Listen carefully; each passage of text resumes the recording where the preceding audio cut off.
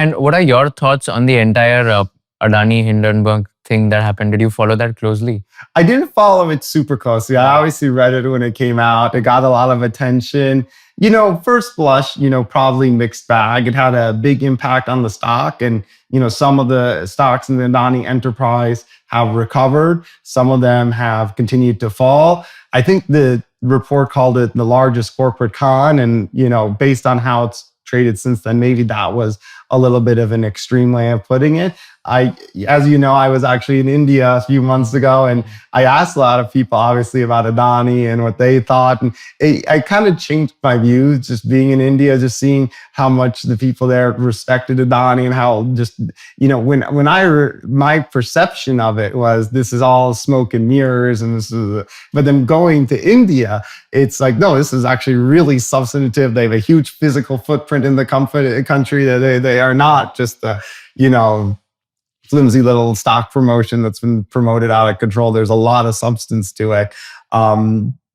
So I think we'll see, but just being in the country and seeing how a lot of you in the respective business people talk about it really kind of changed my views. So is there any Indian company that you're going to cover in your newsletter? So I typically stay in the US markets for several reasons. One, the readership of my newsletter typically cares more about US companies. So that's just, what's more active.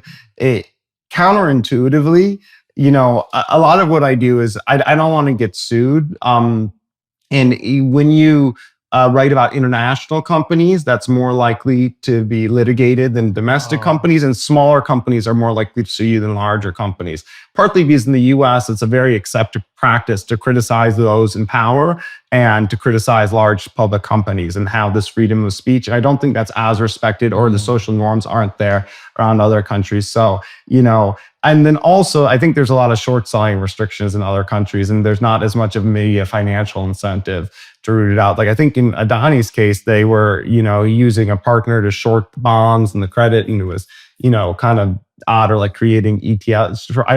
It was different, So, I typically stick to US companies. And also I think greatest strength is Freedom of Information Act. And that's like really US based. If you learned something new from this video, do share it with your friends and subscribe to this channel so that we can bring you the best content possible.